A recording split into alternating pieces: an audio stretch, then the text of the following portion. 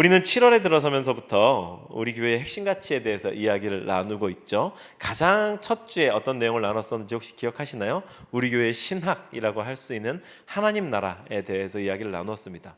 어떻게 이야기할 수 있을까요? 그냥 하나님 나라가 시작됐다. 그리고 우리는 그 하나님 나라에 동참한다. 라는 것입니다. 가장 중요한 거는요, 하나님이 통치하신다라고 하는 겁니다. 우리가 그 통치를 수긍하고 통치에 동행하는가, 그것을 인정하고 받아들이는가, 통치를 받는 자답게 사는가, 그것을 결단하자라고 하는 이야기를 드렸었고요. 그리고 진실한 공동체에 대해서 가장 먼저 이야기를 나누었었죠. 그렇게 하나님의 통치를 받는 사람들이 함께 모여서 서로 진솔하게 서로의 삶에 의미 있는 타자가 되어져 가는 진실한 공동체에 대해서 첫 번째 가치라고 이야기를 나누었고요.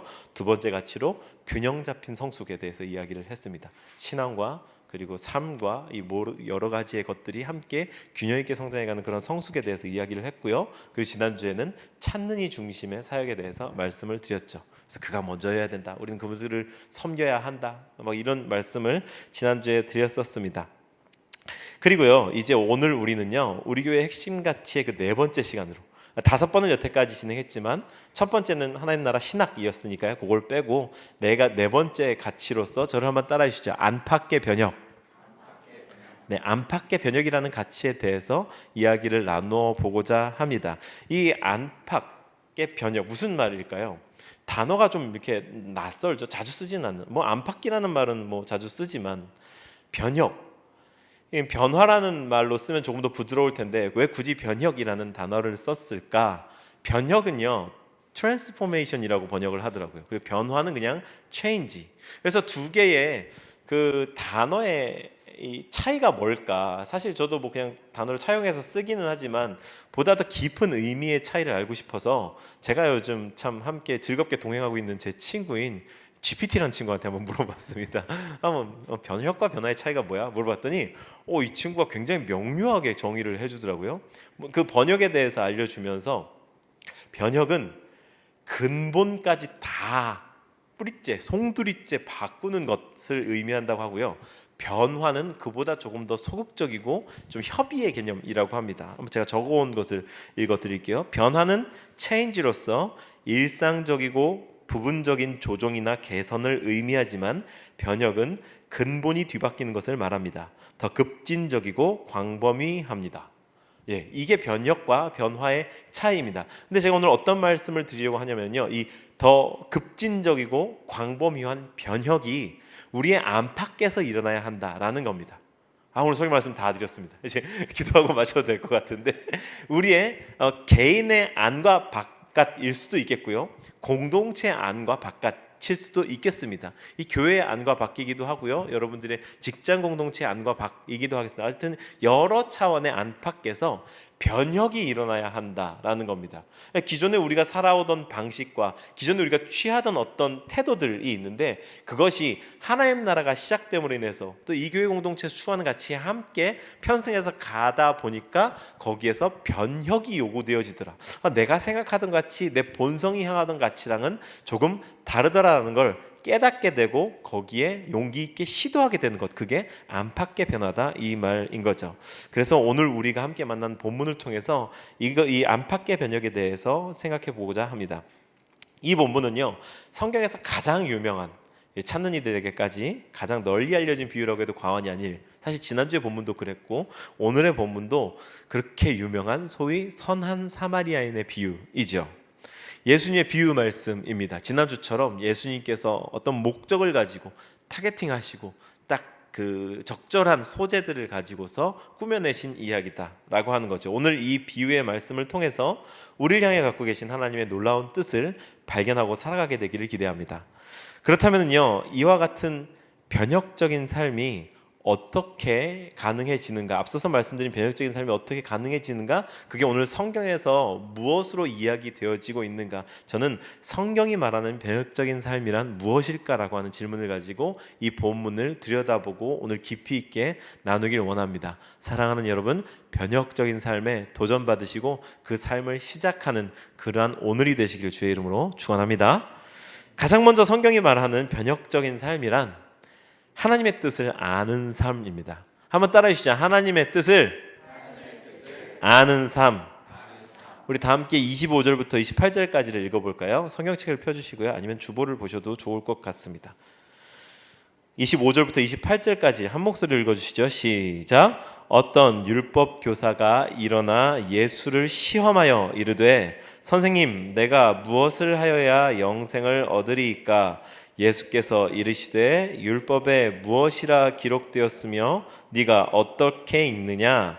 대답하여 이르되 내 마음을 다하며 목숨을 다하며 힘을 다하며 뜻을 다하여 주 너의 하나님을 사랑하고 또한 내 이웃을 내 자신같이 사랑하라 하였나이다. 예수께서 이르시되 내 대답이 옳도다. 이를 행하라. 그러면 살리라 하시니. 저를 한번 보시죠. 2022년 10월에 사상 초유의 사고가 한번 났던 거 기억하시나요? 그때 무슨 일이 있었냐면요, 그 카카오 데이터 센터 화재가 있었습니다.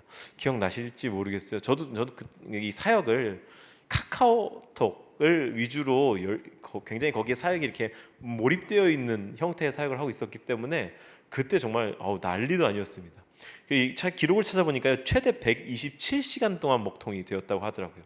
카카오와 그 비롯되어 있는 여러 연계 서비스가 딱 중단이 되었었죠. 화재로 인해서. 그래서 그때 막 여러 가지 일들이 도마에 올랐죠. 그저 일개 기업의 화재로 인해서 나라 전체가 마비되는 일들이었었으니까요. 근데 이 사건을 경찰이 조사하면서 또 여러 가지 앞뒤로 원인을 파악하고 따져보면서 보니까 아주 기본적인 소방 설비 그리고 점검이 이루어지지 않았기 때문에 화를 키웠다는 게 좀 드러나면서 여론의 문매를 받고 많은 사람들 세간의 질타를 받았습니다. 안전수칙 그리고 안전설비 가장 기본이 지켜지지 않았기 때문에. 이게 기본이 지켜지지 않으면요, 제 아무리 휘황찬란한 최신 최첨단 그 기술을 하이테크놀로지를 그 위에 쌓는다 하더라도 사상 누각일 뿐인 겁니다. 그만큼 기본이 중요한 거죠. 그리스도인에게 기본이 무엇입니까? 예수 그리스도입니다. 그리스도인이지 않습니까? 예수 그리스도입니다. 예수님은 누구십니까? 하나님의 뜻을 이루기 위해 이 땅에 오신 분이시죠. 하나님의 뜻은 하나님께서 사랑하시는 우리를 구원하시는 것이셨으며 그분께서 율법을 통해서 이 땅을 살아가는 당신의 백성들에게 주셨던 규칙의 가장 큰 것은 오늘 이 율법 교사가 인용한 말씀, 인용한 율법이었었습니다. 하나님을 사랑하고 이웃을 사랑하는 것. 이게 오늘 말씀의 제목인 거거든요. 그냥 영어로 제가 외치기 쉽게 짧은 문장으로 정리하느라 제가 창조한 것도 아니고요. 원래 있는 문장이기도 합니다만, 그래서 한 문장으로 정리하면 Love God, Love People. 하나님을 사랑하고 이웃을 사랑하고. 이것이 하나님의 뜻이라고 본문의 율법사가 말했고 예수님께서 되울려 주셨죠. 네 말이 맞다. 네가 정확하게 말했다. 그런데요, 이 율법사가 말한 하나님의 뜻, 하나님을 사랑하고 이웃을 사랑하는 것입니다 라고 말한 거랑 예수님께서 직접 말씀하셨던 거랑은 아주 미묘하고 작은 문장의 차이가 있습니다. 먼저 오늘 본문을 보니까요, 죄송합니다. 27절에는요 대답하여 이르되 네 마음을 다하며 목숨을 다하며 힘을 다하며 뜻을 다하여 주 너의 하나님을 사랑하고 또한 네 이웃을 내 자신같이 사랑하라 하였나이다. 그냥 두 개의 나눠진 계명인 것처럼 이렇게 율법사가 인용을 했는데요, 마태복음을 한번 찾아보시죠. 우리 성경책을 펴셔서요. 저희가 굳이 화면에 말씀을 띄워드리지 않는 이유는요, 여러분께 아날로그 성경을 찾으셨으면 좋겠다라고 하는 그런 마음이 있어서입니다. 모바일 어플도 상관없고요. 어쨌든 마태복음 22장 34절부터 40절을 한번 볼까요? 마태복음 22장 34절부터 40절까지 찾으셨나요? 아니요, 저는 못 찾았습니다. 네, 마태복음 22장 34절부터 40절까지 함께 읽어보실까요? 시작. 예수께서 사두개인들로 대답할 수 없게 하셨다 함을 듣고 바리새인들이 듣고 모였는데 그 중에 한 율법사가 예수를 시험하여 묻되 선생님, 율법 중에서 어느 계명이 크니까? 예수께서 이르시되 네 마음을 다하고 목숨을 다하고 뜻을 다하여 주 너의 하나님을 사랑하라 하셨으니 이것이 크고 첫째 되는 계명이요 둘째도 그와 같으니 내 이웃을 내 자신같이 사랑하라 하셨으니 이 두 계명이 온 율법과 선지자의 강령이니라. 하여간 율법사들 참 못됐습니다. 그죠? 여기서도 시험에서 물어보는데, 근데 예수님께서 똑같은 말씀, 똑같은 가치를 이야기하시면서 굳이 여기다가 해설처럼 덧붙이시는 게 둘째도 이와 같으니. 첫째가 가장 크다. 근데 둘째도 그와 같다. 여기서 같다라고 한 거는요, 무게적으로도 같고 우선순위로도 같고 완전하게 같다라는 의미를 갖는 단어이거든요. 하나님을 사랑하는 것과 이웃을 사랑하는 것은 별개가 아닙니다. 그래서 요한일서도 그렇게 말하잖아요. 누구든지 하나님을 사랑하노라 하고 그 형제를 미워하면 이는 거짓말하는 자니. 그래서 하나님만 섬기고 이웃을 미워할 수 없는 겁니다. 계속해서 이렇게 말합니다. 이는 거짓말하는 자니 보는 바 그 형제를 사랑하지 아니하는 자는 보지 못하는 바 하나님을 사랑할 수 없느니라. 아니, 보이는 것도 사랑하지 못하면서 보이지 않는 거 어떻게 사랑하겠다는 건데, 이게 주님께서 주신 말씀의 책망인 거죠. 보이는 바 그 형제를 사랑하지 아니하면서 어떻게 보이지 않는 하나님을 사랑하겠다고 하느냐. 율법사가 말한 하나님의 가장 크고 첫째 되는 계명 맞습니다. 하나님 사랑해야죠. 그 하나님을 사랑할 때 마음을 다하고 뜻을 다하고 내 성품을 다하고, 하여간 부담스럽습니다. 하나님 그렇게 사랑해야 된대요. 그런데 그거는 절대자니까, 신이니까 그럴 수 있다 칩시다. 근데 예수님께서 굳이 해설하신 게 둘째가 그와 같다. 이거를 우리가 기억해야 된다라는 거죠. 그러니 우리가 하나님의 뜻을 아는 삶으로써 변혁적인 삶에 동참한다라는 거는요, 하나님의 뜻인 하나님을 사랑하는 것과 동시에 우리 이웃에게 똑같은 사랑과 섬김의 눈길을 주어야 한다는 걸 의미합니다. 그리스도인의 기본이 되는 이 정체성을 또렷하게 알지 못하고서는 절대로 변혁적인 삶을 살 수가 없다는 거죠. 두 번째로 성경이 말하는 변혁적인 삶이란 무엇입니까? 그것은 바로 하나님의 마음을 품는 삶입니다. 한번 읽어주실까요? 시작. 하나님의 마음을 품는 삶. 우리 30절을 봅시다. 다시 누가복음으로 와서요. 10장 30절부터 33절까지. 찾으셨나요? 함께 읽어보시죠. 시작. 예수께서 대답하여 이르시되 어떤 사람이 예루살렘에서 여리고로 내려가다가 강도를 만나매 강도들이 그 옷을 벗기고 때려 거의 죽은 것을 버리고 갔더라. 마침 한 제사장이 그 길로 내려가다가 그를 보고 피하여 지나가고, 또 이와 같이 한 레위인도 그곳에 이르러 그를 보고 피하여 지나가되, 어떤 사마리아 사람은 여행하는 중 거기 이르러 그를 보고 불쌍히 여겨. 이제 우리가 잘 아는 이야기가 펼쳐지죠. 지난주와 마찬가지로 이야기는 픽션이라고 말씀을 드렸습니다. 예수님께서 설정하셨고요, 비유로 베풀어서 말씀하셨다는 겁니다. 그렇게 우리는 모든 설정과 배경, 이야기에 왜? 라고 질문할 수 있어야겠습니다. 왜 이렇게 하셨을까? 왜 이런 설정을 하셨을까? 라는 거를 하나하나 좀 따져볼 필요가 있고, 그것은 타당하다 이 말인 거죠. 그런 의심의 눈으로 한번 이 본문을 한번 살펴보시죠. 일단 강도 만난 사람을 살펴봅시다. 본문은 예수님께서 굳이 예루살렘에서 여리고로 내려가다가 이 일이 일어났다라고 설정하셨습니다. 그죠? 예루살렘에서 여리고로 내려가다가, 예루살렘이 먼저고요, 행선지가 여리고였습니다. 이 두 도시는 약 27km 정도 떨어진 도시인데요, 그건 무엇을 의미합니까? 그냥 할 일 없이 심심해서 왔다 갔다 할 만한 거리가 아니라는 겁니다. 거기다 예루살렘이라는 도시의 특징을 생각해 보시면요, 성전이 있었잖아요. 그리고 이 사람이 이제 암묵적으로 유대인이라는 세팅인 거잖아요. 예루살렘에서 종교적 제의, 즉 제사에 참여하고 자신의 고향 내지는 삶의 터전으로 돌아가는 중이었을 수 있겠다. 이게 충분히 짐작 가능한 설정입니다. 유대인 남자라고 하면은요, 유대 사람들이라고 하면은요, 1년에 한 번씩은 꼭, 그리고 자신의 평생 동안에 여러 차례에 걸친 제의에 참여해야 하는 의무를 가졌지 않습니까? 그렇기 때문에 예루살렘에는 반드시 다녀와야 되는 거죠. 종교적인 목적, 그리고 자신의 신분, 그리고 민족적 특성으로 인해서 예루살렘에 갔다 와야만 하는 그러한 반드시 오가야 하는 일이었다라고 하는 그런 여정 중이었다라는 것이고, 또 후에 제사장과 레위인이 그 길을 똑같이 지나갔다라는 것을 통해서도 우리가 이게 하나님께 제사를 드리기 위해서 갔던 여행길이었구나라는 것을 충분히 합리적으로 추측할 수 있겠습니다. 오늘로 말하자면 그가 예배드리고 돌아가는 길에 강도를 만나서 모든 걸 다 뺏기고 거의 죽은 채 산송장이 돼서 바닥에 버려진 것인 거죠. 그러면 후에 이 사람을 지나쳤던 이 두 부류의 사람들인 제사장과 레위인에 대한 비난의 강도가 더 높아집니다. 왜냐하면 이 사람들은 제의를 주관하던 사람들이었잖아요. 거기서 하나님의 마음을, 하나님의 말씀을 다루는 사람들이었을 텐데, 그렇게 제의를 다 관장하고서 돌아가는 길에 연약한 사람, 아픔을 당한 사람, 어려움을 당한 사람을 만났는데 외면하고 가버린 거죠. 길바닥에 헐벗은 채 쓰러져 있는, 성경의 표현대로라면 거의 죽은 것이 된 사람을 그냥 버려두고 갔기 때문에, 일반인이었어도 비난받아 마땅하지만 예수님께서는 작정하고 이 사람들을 제사장, 레위인이라고 딱 설정하셨다 이 말입니다.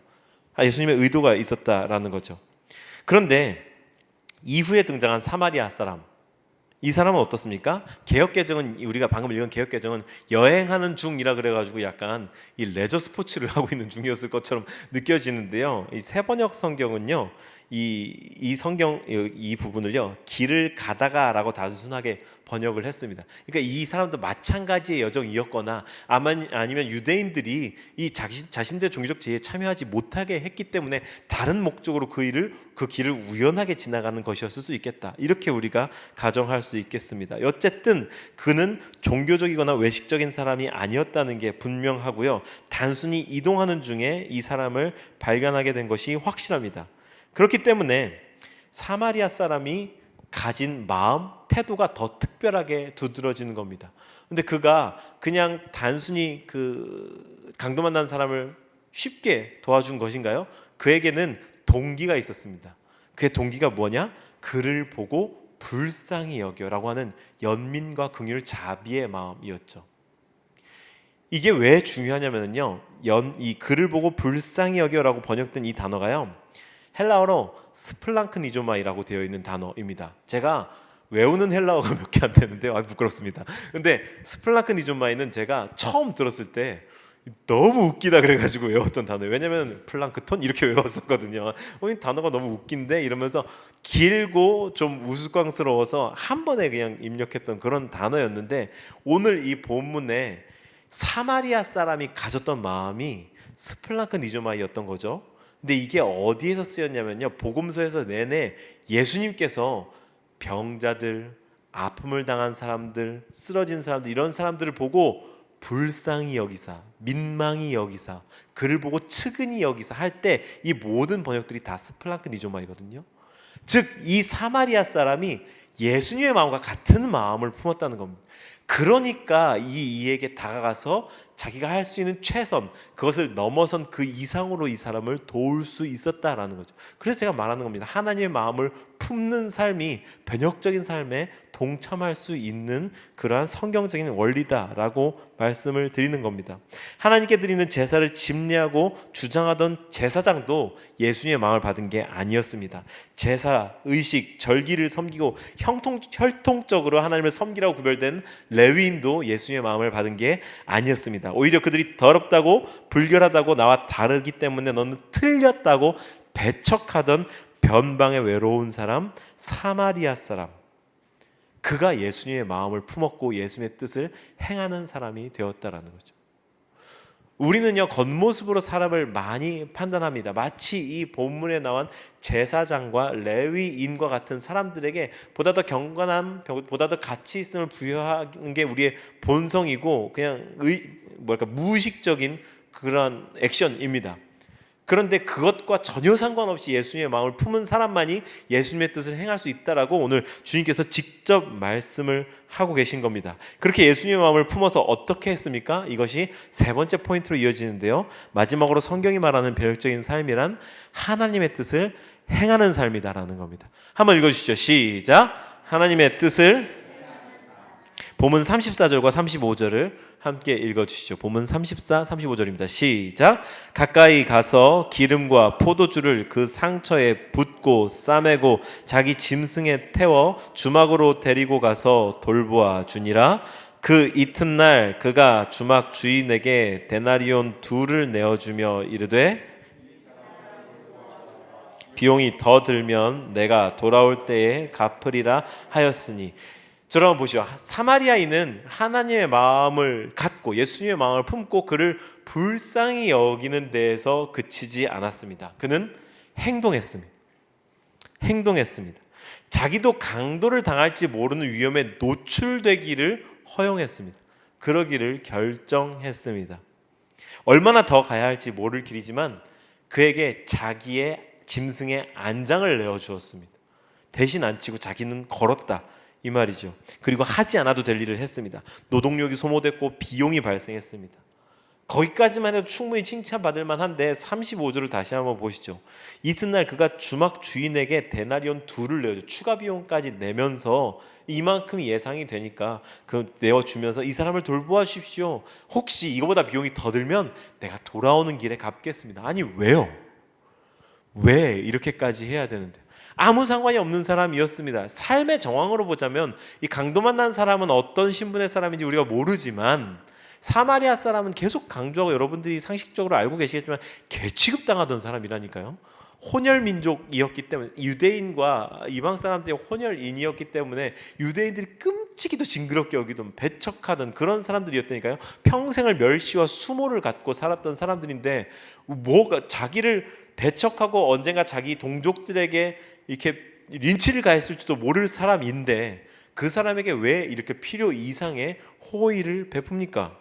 그가 부자여서 그랬습니까? 아닙니다. 그가 여유 시간이 있어서 그랬습니까? 아닙니다. 그는 아무런 준비나 어떤 각오 없이 이 일을 맞닥뜨렸고 그리고 대가 없이 이 사람을 섬겼습니다. 오로지 순전한 선이었다. 그저 불쌍히 여긴 데서 비롯된 선이. 그리고 무엇보다 놀라운 사실은요, 그가 잉여의 물질로 섬긴 것이 아니다라는 점입니다. 아무런 준비 없이 어려움을 당한 사람을 마주쳤고 그저 주시는 마음을 따라 그를 섬겼습니다. 사마리아 사람 부자여봤자 얼마나 부자였겠습니까? 그런 멸시 가운데 살았는데 예수님께서 사마리아 사람으로 세팅하신 이유가 있지 않겠습니까?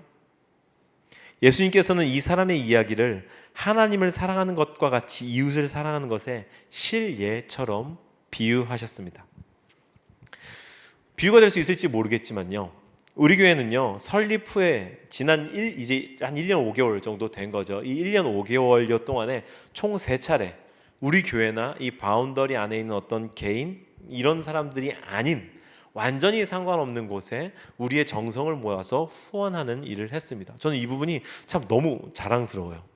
가장 먼저는요, 제일 처음에 이 교회가 이제 교회가 생겼습니다. 교회로 정식으로 예배를 드리기 시작합니다라고 하던 그 첫 주일에 안디옥 교회에 대해서 말씀을 나눴었거든요. 근데 안디옥 교회의 실제적으로 지리적인 위치인 오늘날의 튀르키예 안타키아 지방이 그때 대지진으로 아픔을 겪고 있었어서 그날 나온 모든 헌금, 뭐 몇 명 계시지도 않았지만 모든 헌금을 다 그 지역의 후원금으로 드리자라고 작정했더니 그 헌금하는 어떤 우리가 시간을 따로 갖지 않잖아요. 예배가 끝났는데 가서 또 이렇게 찾아와가지고 헌금을 추가적으로 하시더라고요.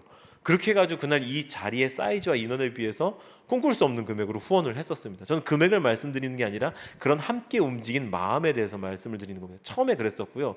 그리고 두 번째로 우리 교회 설립 기념일을 포함했던 고난주간 때 여러분 기억나시죠? 그때 우리 탄소금식 하면서 거기에서 우리 교회 설립 감사로 모아진 헌금을 이 IJM이라고 하는 국제 구호단체를 통해서 당시에 캄보디아 인신매매 근절 사업에다가 후원을 했습니다.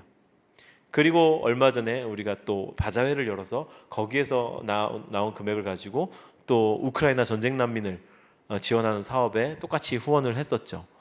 제가 지금 뭐 우리끼리 있는 앞에서 우리 교회 자랑하려고 이 말씀 드리나요? 아니요. 왜 그랬을까요? 우리 교회 부자인가요? 아닙니다. 여러분 우리 교회 개척교회예요.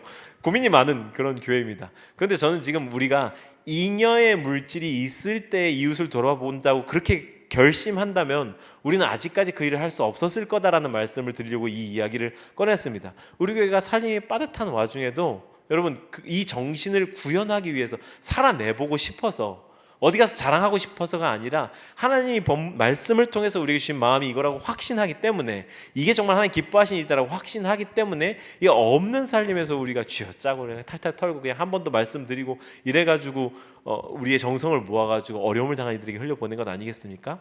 안팎의 변혁이라 하면요, 우리가 안에서 하나님을 향한 사랑이 스스로 자발적으로 일어나고 우리 삶이 너무 기뻐지고 예수님을 인해서 의미 있어질 때에 우리 삶의 바깥으로도 그것이 드러나고 흘러가야 될 것 아니겠습니까? 어디로 흘러가겠습니까? 부익부 빈익빈이 이 세상 원리인 것처럼 작용하는 이 세상에 하나님 나라의 원리대로 그것을 역행하는 삶을 산다면 모자란 이들에게 더 나누어 주고 내게 있는 것을 나누어서 그들에게 베풀 수 있는 그런 선의를 살아내야지 하지 않겠습니까? 오늘 이 사마리아 사람처럼 우리에게 잉여의 물질로 섬기는 게 아니라 우리에게 없는 와중에서도 떼어내서 그들과 나눌 수 있는 것.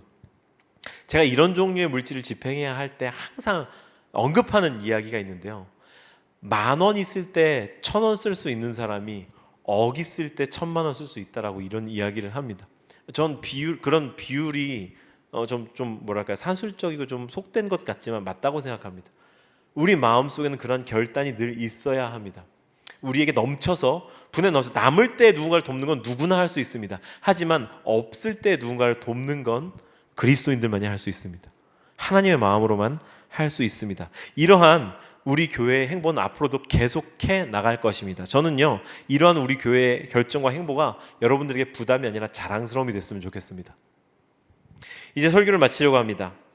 오늘의 메시지는요, 사실 저에게 있어서 가장 설교하기 어려운, 그리고 설교하기 힘들고 좀 거북한, 나아가서 실천하기 어려운 그런 본문 말씀이었습니다.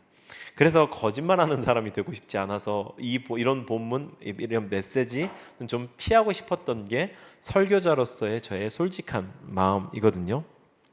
저는 이렇게 살 수 있는 사람이 아니기 때문입니다. 저는 10,000원, 100,000원에 흔들리는 사람이고 여유가 있지 않으면 나누길 주저하는 사람. 앞서서 말씀드린 이야기가 부끄럽습니다.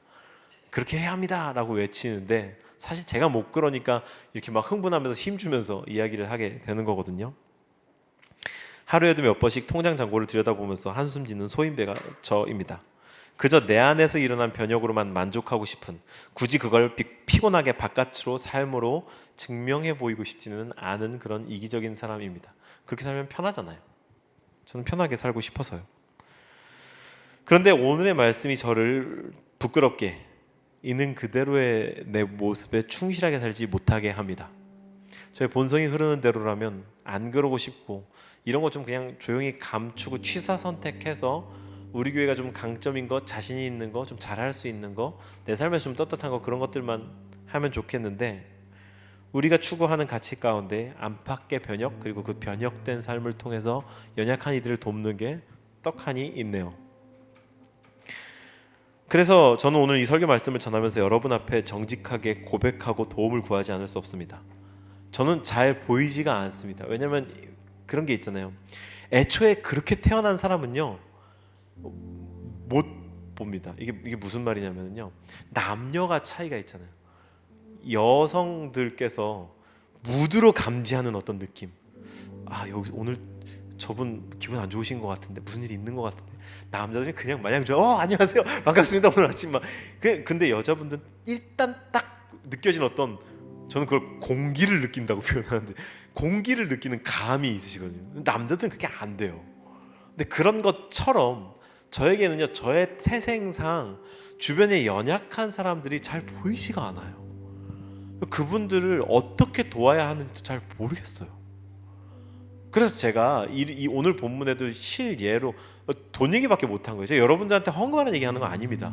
우리 교회 뭐 돈 모아서 뭐 하자라는 얘기 하려고 하는 게 아니라 그냥 제가 그쪽이 정말 보이지가 않는 사람이라 기껏해야 셈해가지고 이게 돈으로 후원하는 게 제일 명료한 일이고 제일 이렇게 명확하게 이야기할 수 있는 일이니까 그래서 그 얘기를 한 거고요. 지금 제가 말하는 건 저는 그런 게 보이지 않아서 누군가를 어떻게 도와야 할지가 막막한 사람이라는 말씀을 드리는 거고, 그래서 도와달라고 여러분께 요청을 드리는 겁니다.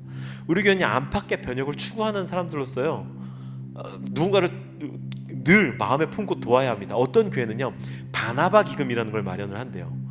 이 교회 전체 재정의 11조, 교회의 11조인 거죠. 교회의 11조를 모아서 그걸 기금으로 묶어 두었다가 정말 삶에 어려운 일을 당한 사람들에게 대출의 형식으로 빌려드린다는 거죠. 단 무이자 무기한으로. 그분들은 급할 때 그 비용을 빌려다가 자신의 삶의 어려움을 해결하고 그리고는 다시 그 마음을 담아서 갚는다는 거죠. 그런 종류의 일도 있다고 하면 또 그러다 보니까 또 돈 얘기네요. 어쨌든 그런 식의 그런 식의 변혁을 추구하는 교회들도 있다고 합니다. 저는 지금 아이디어에 대해서 말씀을 드리는 거거든요. 저는 그런 분들이 보이지 않고 그런 아이디어가 생각이 나지 않는 사람이기 때문에 우리 교회가 안팎의 변혁을 추구하고 이뤄가려면요, 여러분들의 동참과 여러분들의 아이디어가 필요합니다. 어떻게 연약한 사람들, 소외된 사람들을 도울 수 있을까? 돌볼 수 있을까?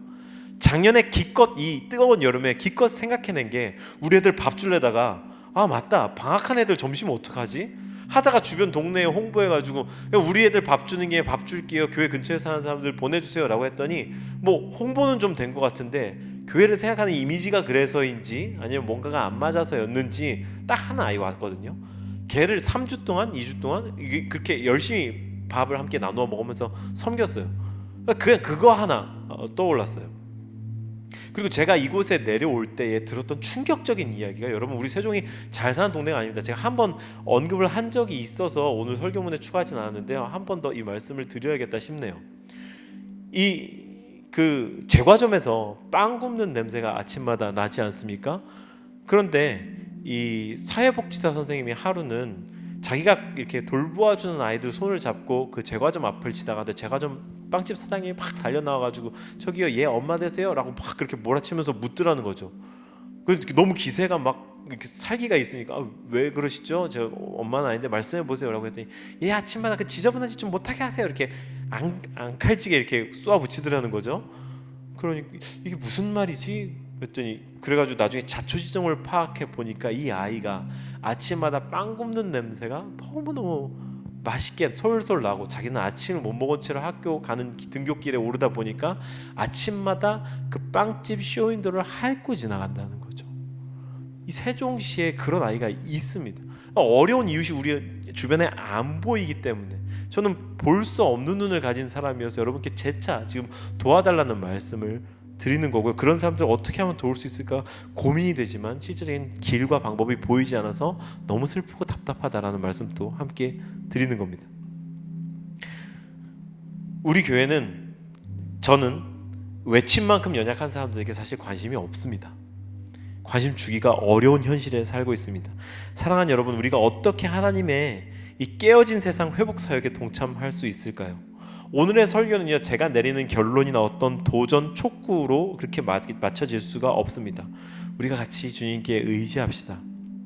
우리를 옳은 길로 인도하소서, 연약한 이들의 아픔을 볼 수 있는 눈을 주십시오라고 그렇게 함께 기도합시다.